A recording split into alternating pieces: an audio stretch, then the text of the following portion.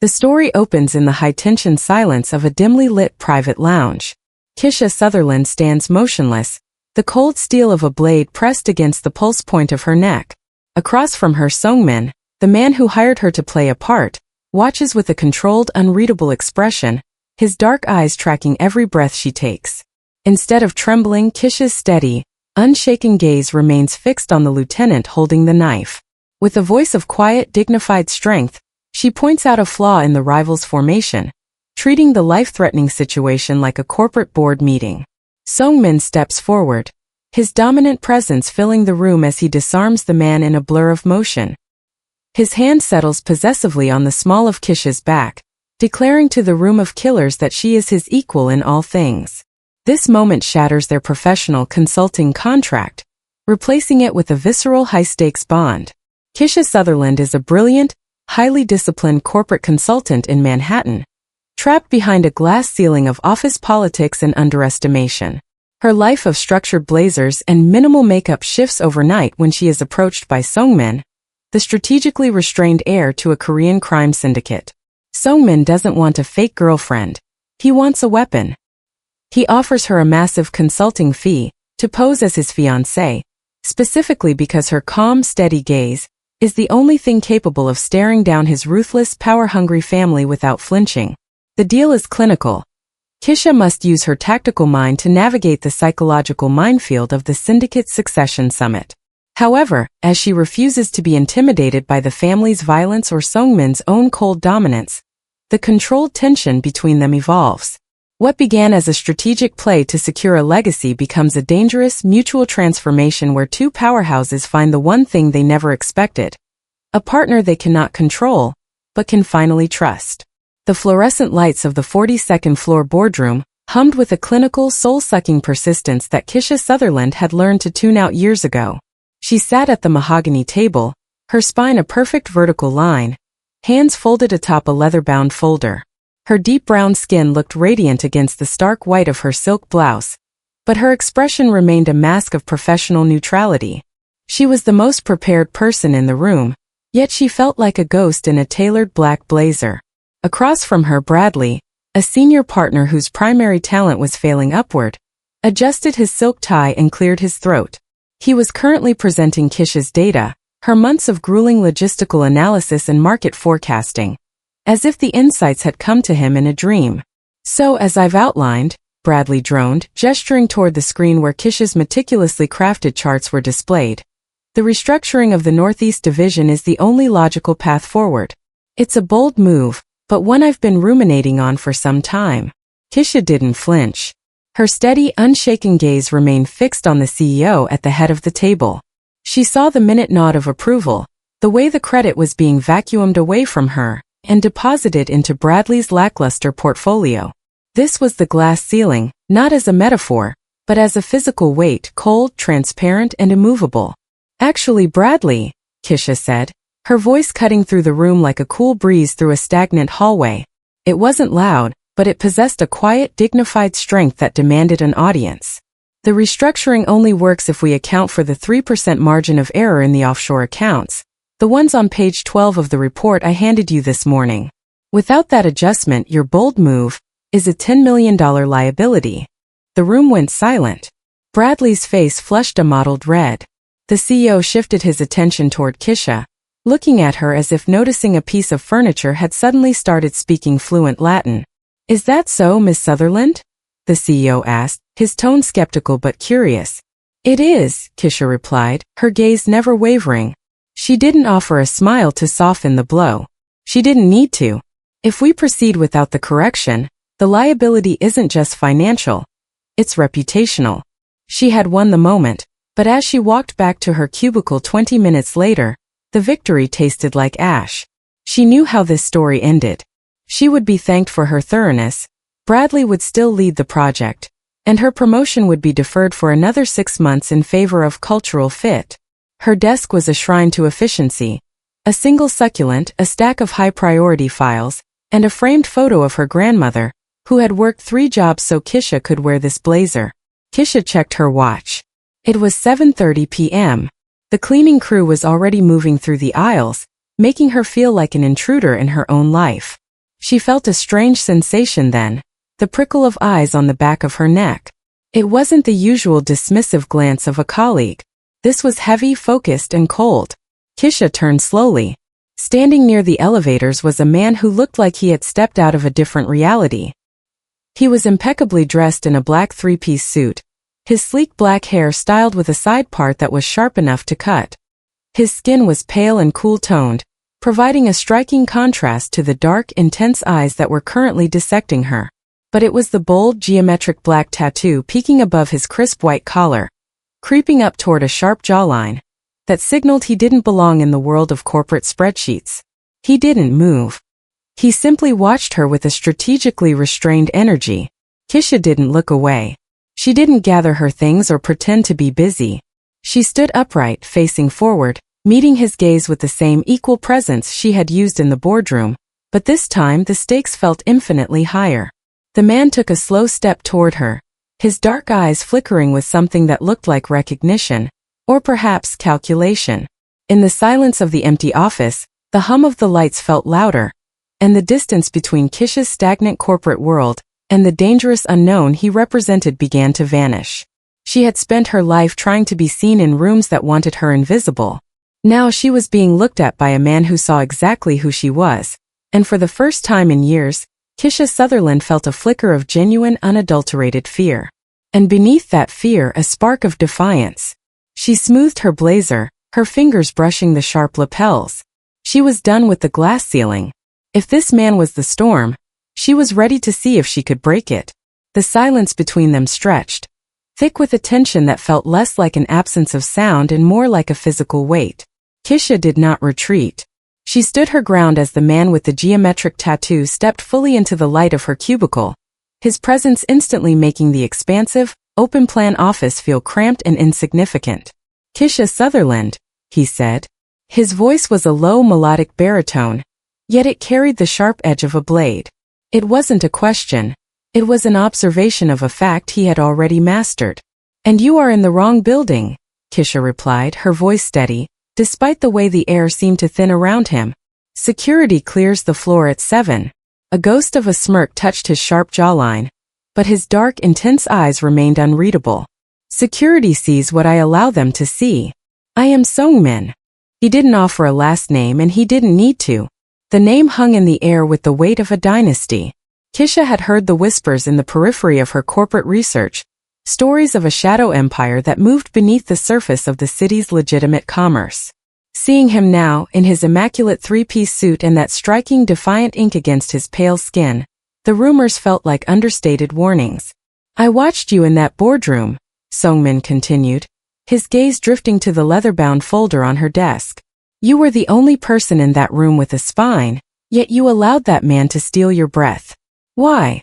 "I didn't allow anything," Kisha countered, her chin tilting upward. "I am playing a long game in a system designed to make me fail. There's a difference. The long game is for those who have time to waste. I do not." He turned slightly, gesturing toward the elevators. "Walk with me, Miss Southerland. I have a proposal that requires a mind like yours, one that is comfortable with liabilities and reputations." Kisha hesitated for only a second.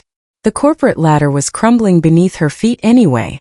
She grabbed her structured blazer, slung her bag over her shoulder, and followed him. They didn't leave the building. Instead, he led her to a private elevator bank she had never seen used. He swiped a black card, and they ascended to a penthouse level that wasn't listed on any directory. When the doors opened, the sterile white lights of the office were replaced by the warm, amber glow of a book-lined private study. The walls were stacked floor to ceiling with ancient leather volumes, and the air smelled of expensive tobacco and old paper, the scent of legacy and power. Seong-min walked to a heavy oak desk and poured 2 fingers of amber liquid into a crystal glass. He didn't offer her one. Instead, he sat behind the desk, his dominant energy filling the room, and leaned forward. "My family is hosting a succession summit disguised as a wedding anniversary," he began, his expression returning to its strategically restrained mask. "It is a nest of vipers. My parents, my cousins, they believe I am cold but predictable.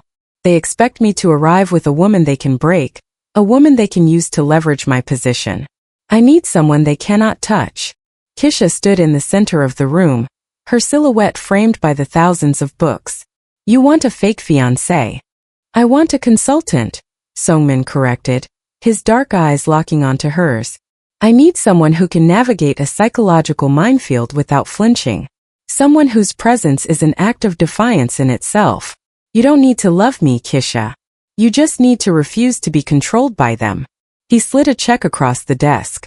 The number of zeros made the corporate bonuses Bradley fought for look like pocket change. That is the fee for the weekend, he said. If you survive the family, there is a second check. If you fail to play the part, or if you show fear, you lose everything. Including, perhaps, your invisibility. Kisha looked at the check, then back at the man who looked like a beautiful lethal statue. The controlled tension in the room was suffocating. A silent battle of wills between two people who were used to being the smartest in any room. She didn't pick up the check. Not yet. She walked to the desk, leaning down until she was at eye level with him, her deep brown skin glowing in the firelight. I don't care about the money as much as you think I do, she whispered, her gaze unshaken. If I do this, I'm not a prop in your play. I'm the partner in your strategy. We face them forward. Equal presence. No submission. Do we have a deal, Seong-min? For the first time, the coldness in his eyes flickered, replaced by a spark of genuine fiery respect. He didn't speak. He simply reached out and tapped the desk once. A silent, lethal confirmation. The contract was signed, not in ink, but in the recognition of two predators who had finally found their match. The transformation began not in a dressing room, but in a high-security loft in Soho, where the air was scented with expensive leather and the ozone of high-end air filtration. Seong-min stood by the floor-to-ceiling windows, his back to the room, his black three-piece suit a sharp silhouette against the city's glowing arteries. He didn't turn when the heavy oak doors opened to admit a small stone-faced woman carrying a garment bag, as if it contained a state secret. Mrs. Park is the only person I trust with the family's optics, Seong-min said, his voice reflecting off the glass. She has dressed 3 generations of Kangs. She understands that a dress is not an ornament, it is an armor. Kisha stood in the center of the room, her feet bare on the cold marble. She had already shed her structured black blazer, the armor of her corporate life, and felt a strange fleeting vulnerability in her simple silk camisole. Mrs. Park approached her with the clinical efficiency of a surgeon, her eyes scanning Kisha's deep brown skin and steady posture with unnerving intensity. The skin is radiant, Mrs. Park murmured, her voice like shifting gravel. Most women try to hide behind the cloth. This one will make the cloth work for her. When the garment bag was unzipped, Kisha didn't see the lace or ruffles she had expected. Instead, a gown of heavy liquid silk in a deep piercing emerald green was revealed. It was a color of old money and hidden forests, a hue that demanded attention without shouting for it. As Mrs. Park draped the silk over Kisha's frame, the transformation was immediate. The dress was masterfully constructed, with a high architectural neckline that mirrored the sharp lapels of the blazer Kisha had left behind, but it transitioned into a daring low-swept back that showcased the elegant strength of her shoulders. It was professional yet lethal, a garment designed for a woman who intended to lead, not just follow. Mrs. Park began to work on Kisha's hair, refusing to heat or straighten the natural texture. Instead, she coiled the dark, lustrous strands into a low, polished updo that sat at the nape of Kisha's neck with geometric precision. It was an intentional choice, a refusal to assimilate, a statement of equal presence that Kisha recognized and appreciated. The minimal makeup applied afterward did not mask her features but sharpened them, highlighting the calm, steady gaze that had first caught Seong-min's attention. Look, Mrs. Park commanded. Kisha stepped toward the mirror. The woman looking back was no longer the invisible consultant from the 42nd floor. She was a figure of dignified, intelligent power. The emerald silk clung to her curves with a proprietary grace, and the absence of jewelry, save for a pair of small diamond-cut gold studs, made her look like a modern queen preparing for a conquest. Behind her, Seong-min finally turned. The controlled, unreadable expression he usually wore faltered for a fraction of a second. His dark eyes traveled from the polished coil of her hair down to the hem of the emerald gown.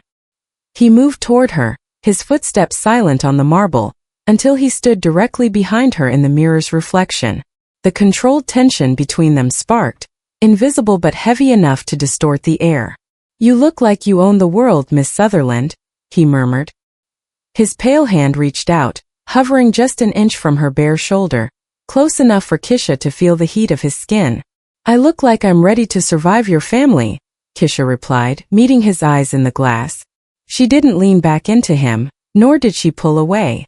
She stood upright and facing forward, reclaiming her space.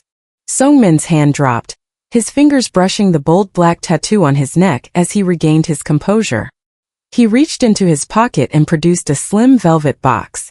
Inside lay a watch, not a delicate diamond-encrusted bracelet, but a sleek, masculine-leaning timepiece in brushed platinum. "The family will expect you to wear jewels," Seong-min said, his voice returning to its strategically restrained baritone. "But a queen knows the value of time more than the value of gold. Wear this. It has a localized tracker and a panic frequency encoded into the crown."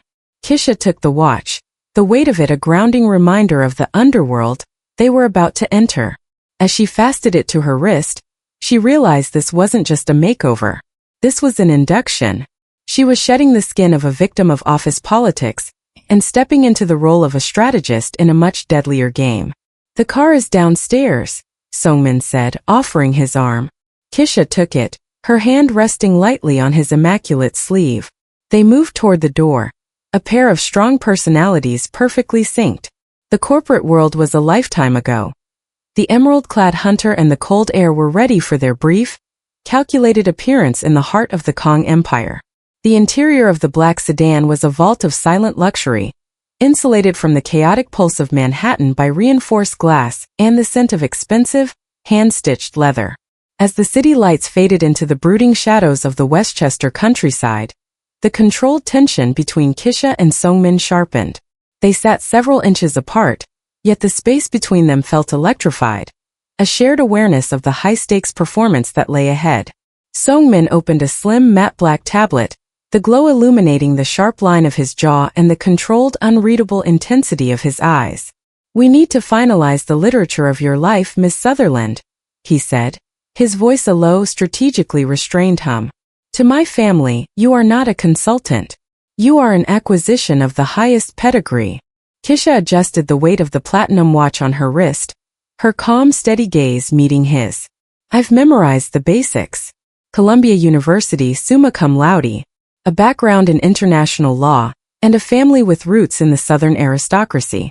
But my family needs a reason to be absent. Tradition is heavy in your world.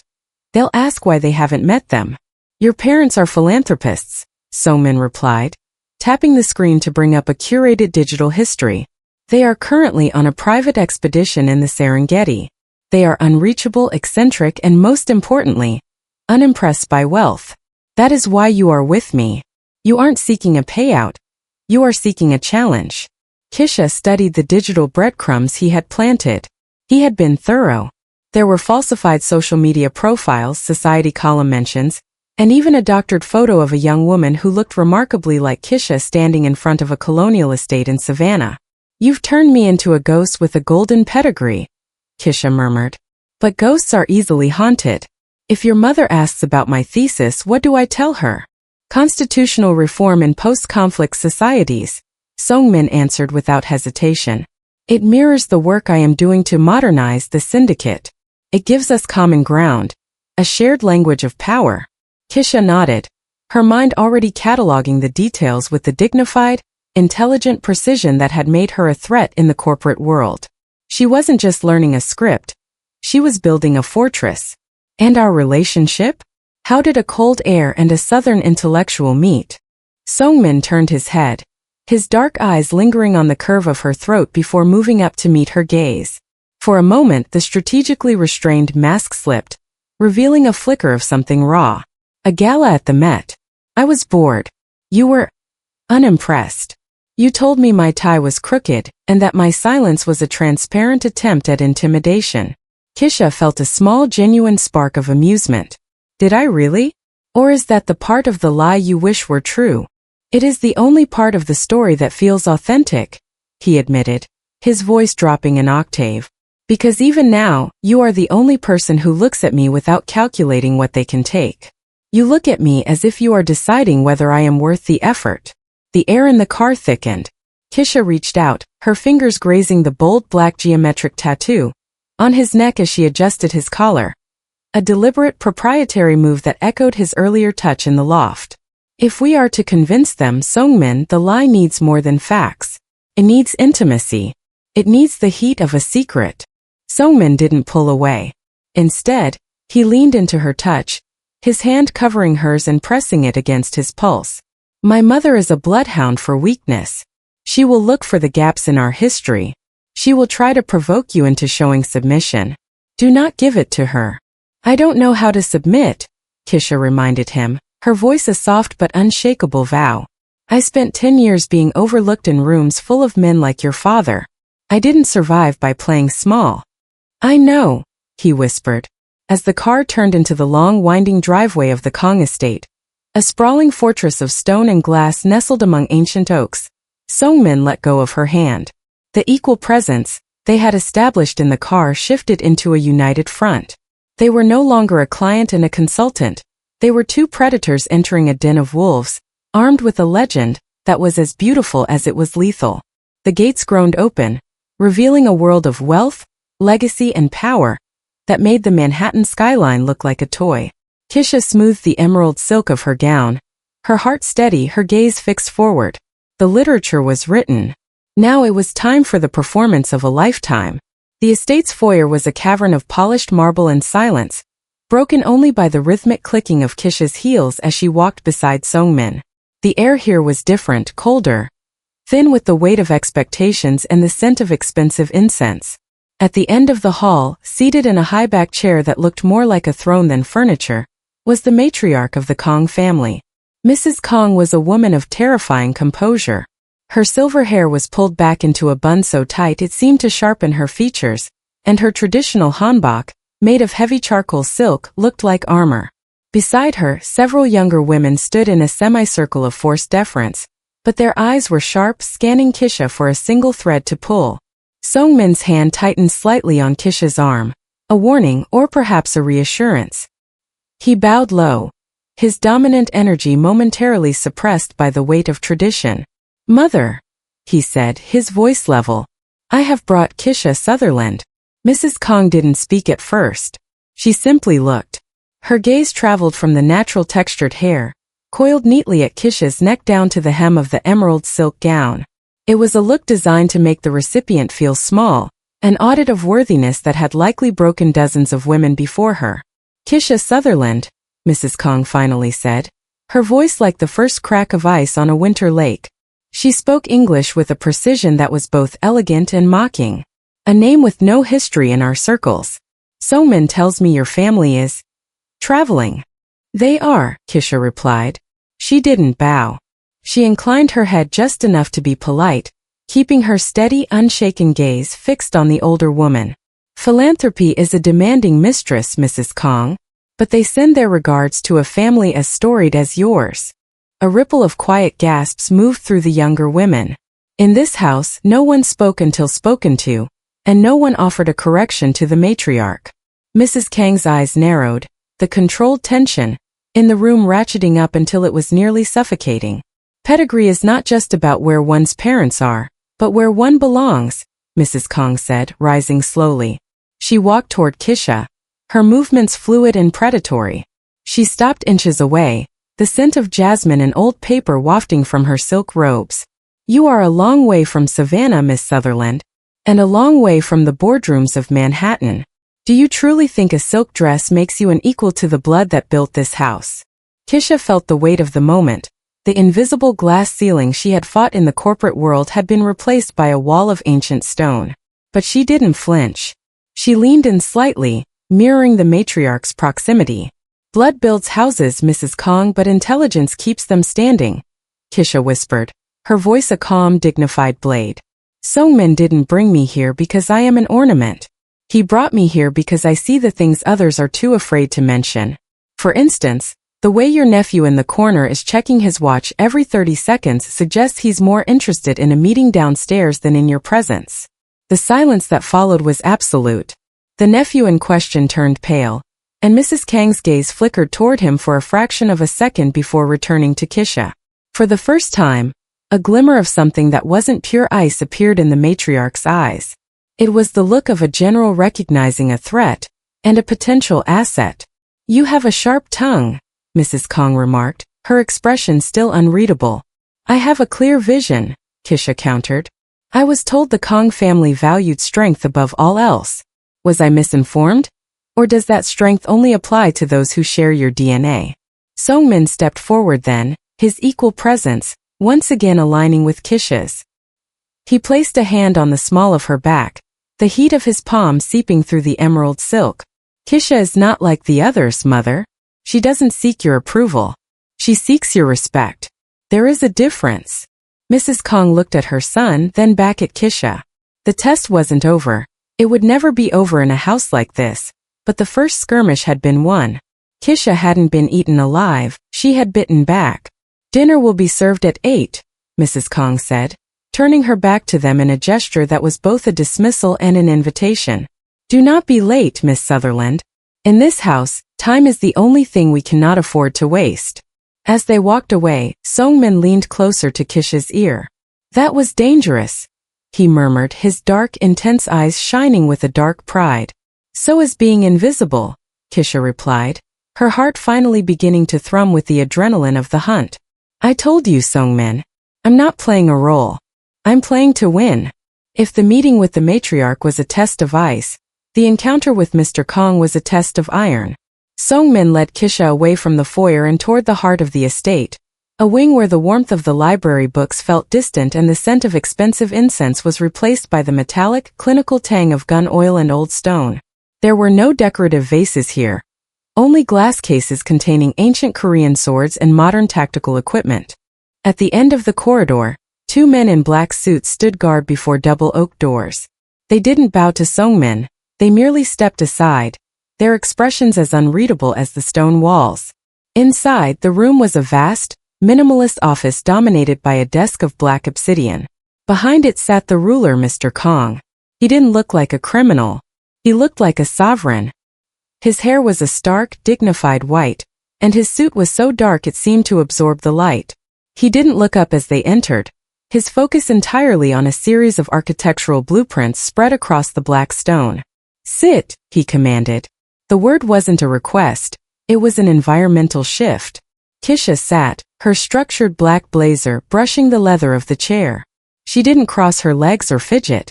She sat upright, facing forward, her calm, steady gaze reflecting the obsidian of the desk. Beside her, Seong-min remained standing, his strategically restrained energy held in a tight, respectful check. "My wife says you have a sharp tongue, Miss Southerland," Mr. Kang said, finally looking up. His eyes were twins to Seong-min's, intense, dark, and utterly devoid of mercy. "She finds it amusing. I do not. In this house, a sharp tongue is often a sign of a short life. A sharp tongue is only a danger to those who prefer the comfort of lies, Mr. Kang," Kisha replied. Her voice remained a quiet, dignified strength. "I was under the impression that your organization thrived on the precision of truth." Mr. Kang leaned back, his pale, cool-toned skin catching the light. "My organization thrives on loyalty. You are an outsider, a consultant from a world that values spreadsheets over blood.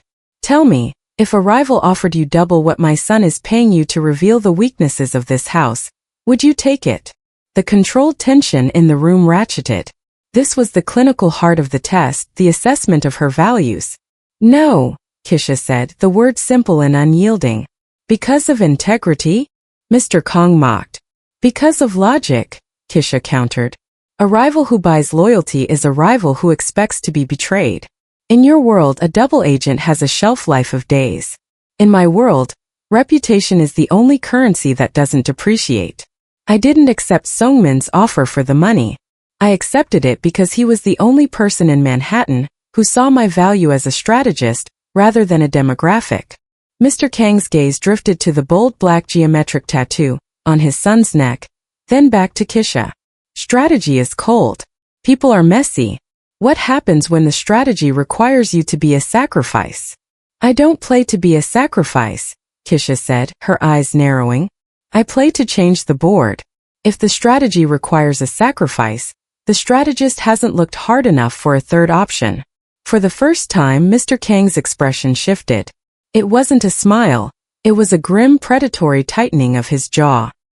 He reached into a drawer and pulled out a heavy, steel-headed hammer, placing it on the obsidian desk between them. The weight of the tool made the stone ring. "My son once refused to use this hammer on a man who deserved it," Mr. Kang said, his voice dropping to a low, lethal vibration. "He thought it was crude.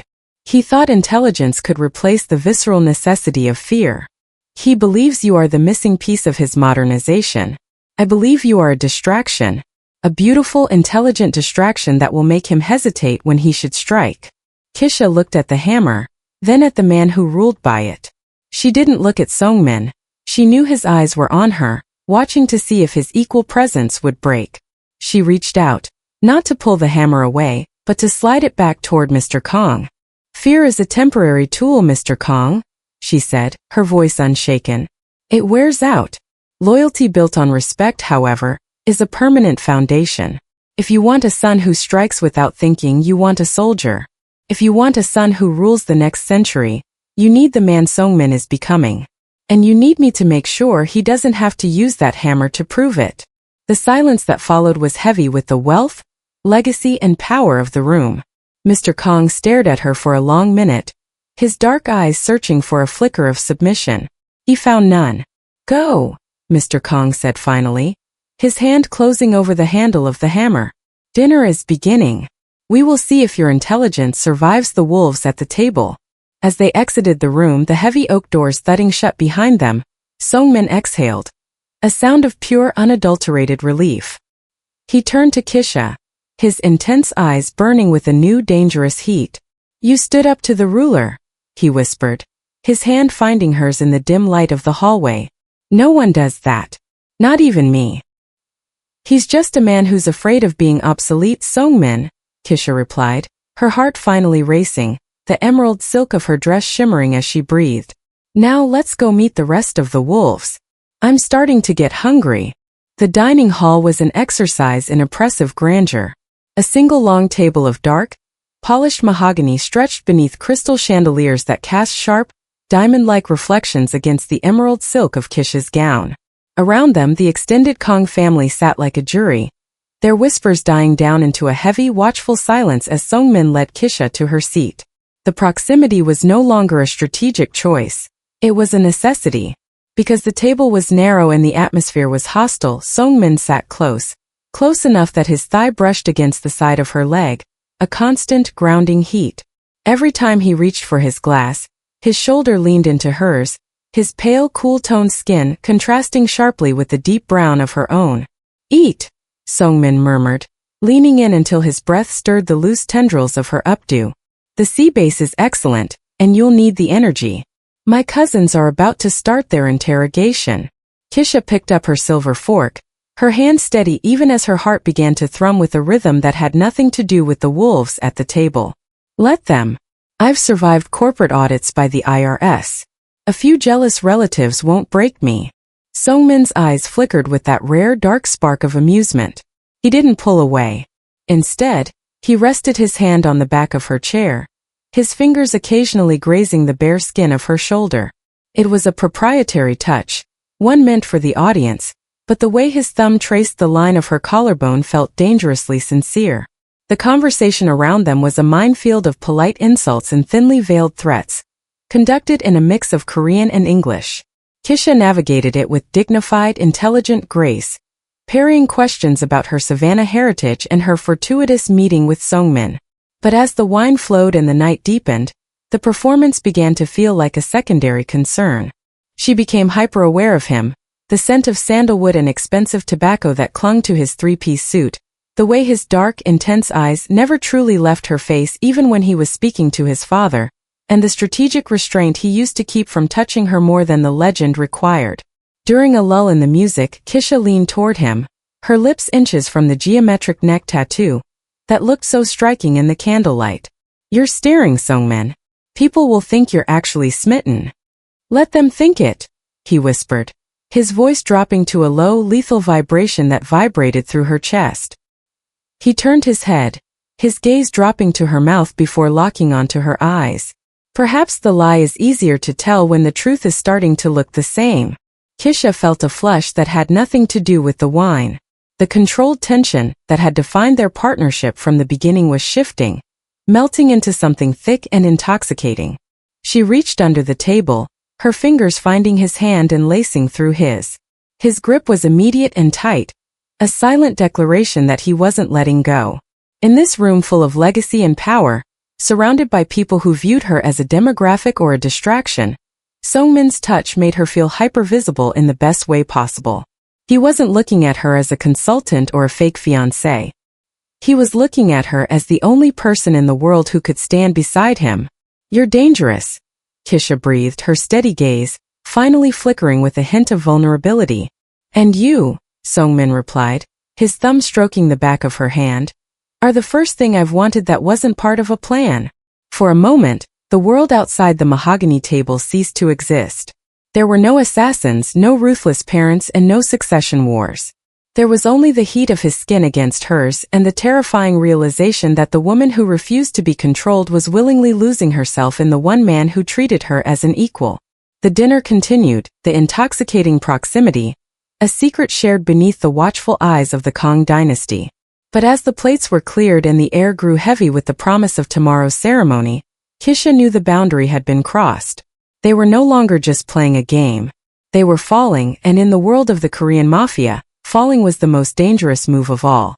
The digestive was served in the estate's glass-walled conservatory, a space where the lush tropical flora of the interior vied with the jagged, moonlit silhouettes of the Westchester woods outside. The air was thick with the scent of damp earth and expensive scotch. Kisha stood by a towering monstera plant, her emerald silk gown shimmering like beetle wings in the dim light. She felt Seong-min's presence behind her before he even spoke, a gravitational pull she had stopped trying to resist. "The night is almost over, Kisha," he murmured, stepping into her space.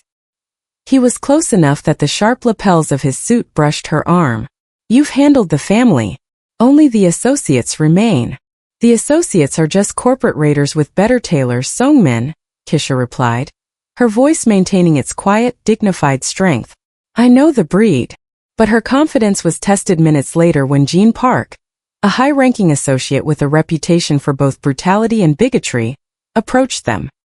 He was a man of thick features and louder laughter, his pale skin flushed with the heat of the whiskey he gripped in a meaty hand.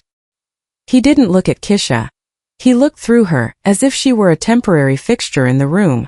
"Seong-min, Jean Park barked, his voice cutting through the refined murmur of the conservatory.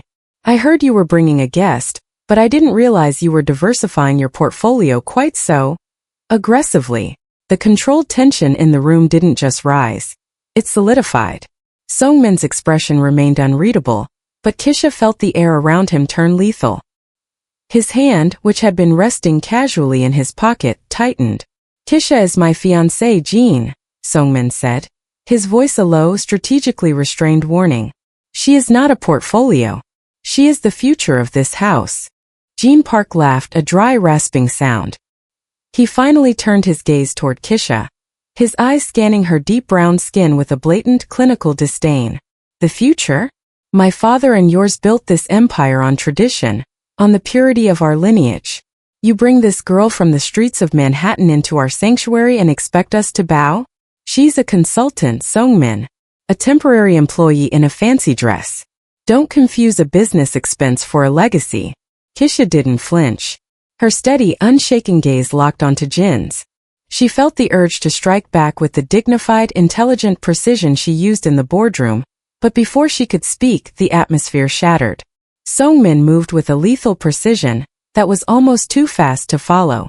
In one fluid motion he closed the distance, his hand gripping the front of Jean Park's expensive silk shirt. The glass of whiskey in Jin's hand shattered on the marble floor. The amber liquid sprang across the emerald silk of Kisha's hem. "You will look at her," Seong-min hissed, his voice no longer restrained. It was a protective fury that hummed with the vibration of a tectonic shift. He leaned in, his sharp jawline inches from Jin's terrified face. "You will look at her and you will see the woman who has more courage in her silence than you have in your entire bloodline. If you ever speak of her heritage as a weakness again, I will personally ensure you become a ghost in your own history. The conservatory fell into a deafening silence. The other associates drifted back, their controlled, unreadable expressions finally cracking into masks of genuine fear. Seong-min didn't let go. His dark, intense eyes were black voids of rage. Apologize, Seong-min commanded. Jean Park's throat worked convulsively. He looked at Kisha, really looked at her, and for the first time he saw the equal presence she shared with the man holding him. He saw a woman who wasn't intimidated by the violence or the wealth, a woman who was, in every way that mattered, his superior. I apologize, Jean stammered, his voice a thin, pathetic reed. Seong-min released him with a shove that sent the man stumbling back into a cluster of ferns. Without a word to the room, Seong-min turned to Kisha. The fire in his eyes didn't vanish, but it softened into something else, something raw and desperately protective. He reached out, his thumb gently wiping a stray drop of whiskey from her cheek. His touch was no longer part of the legend they had created in the car. It was real. It was a passionate alliance forged in the heat of a shared insult. Are you all right? He whispered, his hand lingering on her face, his thumb tracing the line of her jaw. I'm fine, Seong-min, Kisha replied, her voice slightly breathless but steady. She reached up, her hand covering his, pressing his palm against her radiant skin. I've heard worse in boardrooms from men who were half as brave as you. But thank you for not using the hammer. A shadow of a smile touched his lips, a strategically restrained expression of the love he wasn't yet ready to name. He leaned down, his forehead resting against hers for a fleeting, intimate second. The night is over for them, he said, his voice returning to its dominant, cool tone. But for us, Kisha, the stakes just doubled. My father saw that. He knows you're my weakness now. No, Kisha corrected him, her calm, steady gaze meeting his. He knows I'm your strength. And that's what scares him. As they walked out of the conservatory, Kisha felt the weight of the emerald silk and the platinum watch, but more than that, she felt the unshakable power of a man who would burn the world down to keep her dignity intact. The underworld was no longer just a place she was visiting. It was a world she was beginning to claim as her own. The warehouse district was a graveyard of industrial ghosts, but for Seong-min, it was a crime scene of personal betrayal. He stood amidst the swirling ash, his dark, intense eyes scanning the wreckage not for lost inventory, but for the fingerprints of the man who had dared to break the Kong hammer. My father used that symbol to instill a fear that lasted 40 years, Seong-min said, his voice dropping to a low, lethal vibration. To break it is to say the fear is gone. It's an invitation to a civil war. Kisha stepped closer, her emerald silk gown trailing over the soot-stained concrete. The contrast was absolute. Beauty and brilliance standing in the mouth of a scorched hellscape. She didn't look at the fire. She looked at the tactical positioning of the men moving in the shadows. Fear is a depreciating asset, Seong-min. We talked about this. She reminded him, her calm, steady gaze reflecting the orange glow of the embers. The hammer was a tool for a different century. They think they've destroyed your power, but they've actually just cleared the board for you to build something more resilient. Seong-min turned to her, the controlled tension in his posture softening for a fraction of a second. He reached out, his hand hovering near her cheek, stained with a smudge of soot that only made her deep brown skin look more radiant. You speak of building empires while the smoke is still in your lungs, he whispered. Most women would be asking for a plane ticket out of Newark. I'm not most women and you're not most heirs, Kisha replied, her voice a quiet, dignified strength. If we go back to that estate and play the victim, your father will replace you. If we stay here and find the ghost who did this, you replace the system. Seong-min's hand dropped to the bold black geometric tattoo on his neck, a nervous habit he only displayed when the strategist in his mind was running at full speed. He looked at the broken white symbol on the wall. The hammer wasn't just a symbol. It was a warning. My father told me once that the night I refused to use it was the night I became a target. He was wrong, Kisha said firmly. She stepped into his personal space, her structured elegance meeting his dominant energy as equals. The night you refused the hammer was the night you chose a different weapon. Me. The passionate alliance that had been simmering since the boardroom in Manhattan finally boiled over. Seong-min didn't wait for a strategic opening. He reached for her, his hands tangling in the natural textured hair at the nape of her neck, and pulled her into a kiss that tasted of smoke, salt, and raw, unadulterated defiance. It wasn't a kiss of comfort. It was a seal on a new contract, one where the fake fiancé and the cold heir were dead, replaced by two powerhouses who intended to rule the ruins. When he pulled back, his eyes were no longer unreadable. They were clear, lethal, and focused. There is a safe house 3 blocks from here. We regroup, we find the leak, and then we return to the estate. Not as subordinates, Kisha added, smoothing her emerald dress. No, Seong-min agreed, his voice regaining its strategically restrained authority.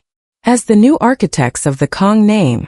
As they walked back toward the black sedan, leaving the city of smoke behind, Kisha realized that the glass ceiling of the corporate world was gone. In its place was a sky of fire, and for the first time in her life, she had a partner who wasn't afraid of how high she could climb. The trauma of the fire was the forge. The love they were building was the steel. The ride back was silent, but it wasn't the silence of strangers. It was the silence of a war room before the first strike. Seong-min held her hand the entire way, his thumb stroking her palm, a constant reminder that while the world outside was burning, the space between them was unshakable. The safe house was a minimalist loft in Tribeca, hidden behind the facade of an abandoned textile factory. Inside, the warm, book-lined aesthetic of the estate was replaced by cold steel, flickering monitors, and the hum of high-end encryption servers. Kisha stood by the window, watching the rain wash the soot of the city of smoke from the glass, her emerald silk gown now a battle-scarred remnant of a world she had barely entered. Seong-min sat at a metal table, his immaculate 3-piece suit discarded, leaving him in a crisp white shirt with the sleeves rolled up. The bold geometric tattoo on his neck seemed to pulse in the low light. He wasn't looking at the monitors. He was looking at his hands, which were steady, yet gripped by a tension that went deeper than the night's violence. You asked why my father looks at me with such disappointment, Seong-min said, his voice a low, strategically restrained vibration that cut through the hum of the servers.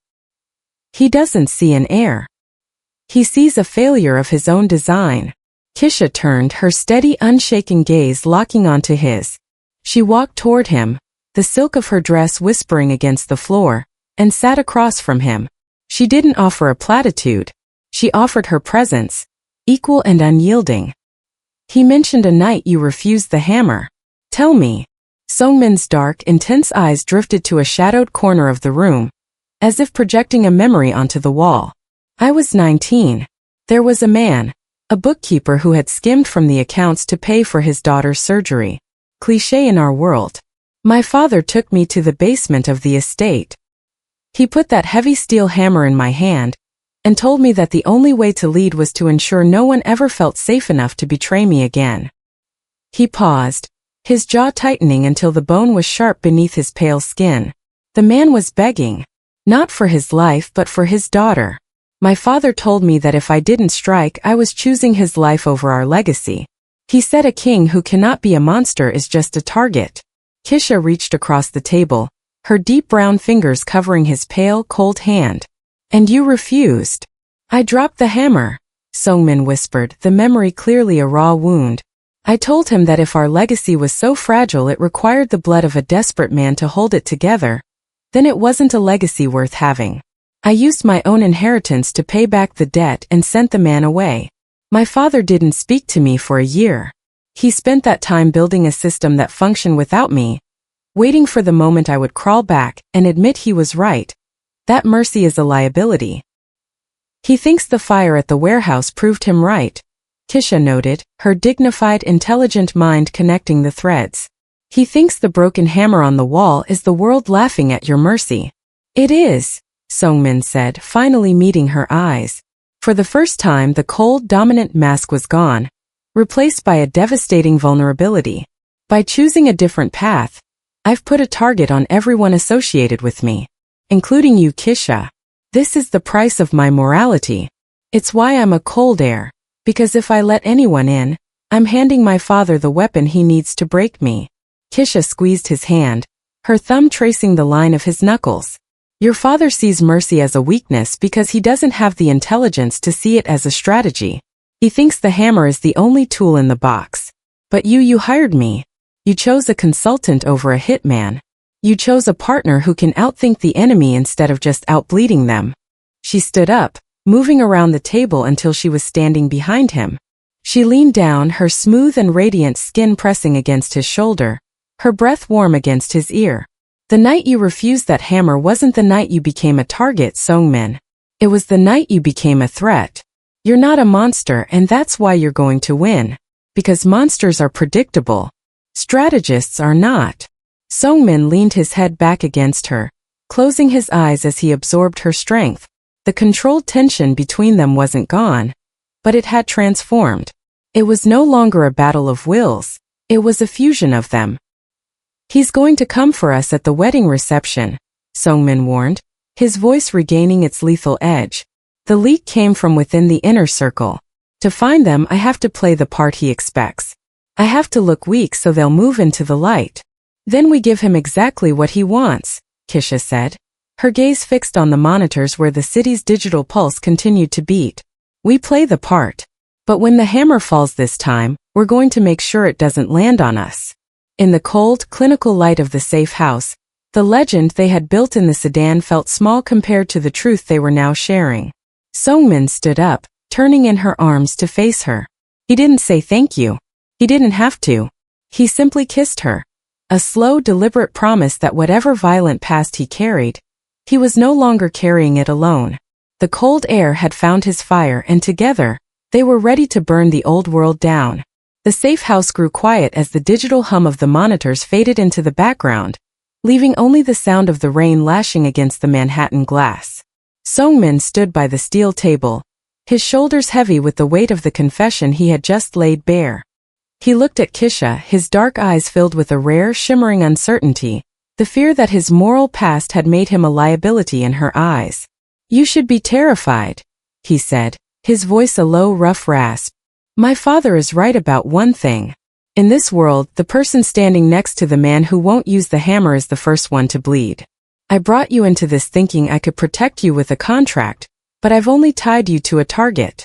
Kisha didn't move away. Instead, she stepped into the narrow space between them, her emerald silk gown catching the dim blue light of the servers. She looked up at him, her calm, steady gaze as unshaken as it had been in the boardroom, in the conservatory, and at the burning warehouse. You think you're the only one who has lived through a war, Seong-min? She asked, her voice a quiet, dignified blade. I am a black woman who carved a path through the highest towers of corporate America. I have been underestimated, overlooked, and threatened by men who use pens instead of hammers, but the intent was always the same, to break me. I didn't survive that by being fragile. She reached out, her deep brown hand sliding up his chest to rest against his racing heart. You keep trying to cast me as a consultant or a victim, but I am an equal presence in this world. I've lived my whole life navigating minefields. If your father thinks he can use me to get to you, he's forgotten that I'm the one who knows how to deconstruct his board. Seong-min's breath hitched, his pale hands coming up to cover hers. Kisha, I can survive anything, Seong-min, she declared, her voice rising with a brave, fierce clarity. I survived the invisibility of my past, and I will survive the hypervisibility of your future. But I'm not doing it because of a $5,000 fee or a fake legend. I'm doing it because for the first time in my life, I found a man who was brave enough to drop the hammer. And I'm not letting that man fight alone. The controlled tension that had acted as a barrier between them for days finally snapped. It wasn't a strategic collapse. It was a total surrender to the truth. Seong-min's restraint vanished, replaced by a desperate, hungry need. He pulled her against him, his mouth finding hers in a kiss that was hungry and real, devoid of the calculated artifice of their contract. It was a union of two strong personalities who had spent their lives being the smartest, coldest people in the room, now finally finding a place to be vulnerable. Kisha's hands tangled in his sleek black hair, pulling him closer as the emerald silk of her dress pooled on the cold floor. The strategically restrained heir and the dignified consultant were gone, replaced by two souls who had found their match in the heart of a storm. In the heat of their embrace, the safe house transformed from a tactical bunker into a sanctuary. Every touch was an unwritten chapter of a new story, one where they weren't just survivors, but architects of a shared destiny. Seong-min's touch was no longer proprietary, it was worshipful. Kisha's response wasn't a performance, it was a reclamation of her own power. As they lay together in the quiet aftermath, the city of smoke felt a world away. The legend they had crafted for his parents was dead, but the alliance they had forged in the dark was unshakable. Tomorrow, Seong-min whispered against her skin, his voice now a warm, steady anchor. Tomorrow we go back to the estate for the ceremony. They'll be waiting for us to show weakness. Kisha turned in his arms, her radiant skin glowing in the moonlight filtering through the window. Let them wait. They're expecting a girl who can be controlled. They aren't ready for us. Seong-min looked at her, really looked at her, and saw the queen he had unintentionally crowned. He realized then that he hadn't just hired a consultant to impress his family. He had found the only person in the world who could help him rule it. The cold air was cold no longer, and as the rain finally stopped, the path to the final shootout was clear. They were equal, they were ready, and they were no longer afraid of the hammer. The wedding reception was held in a glass pavilion that seemed to float over the estate's dark, manicured gardens. It was a masterpiece of wealth, legacy, and power, filled with the glitter of diamond-encrusted guests and the sharp, clinical tension of a family at war.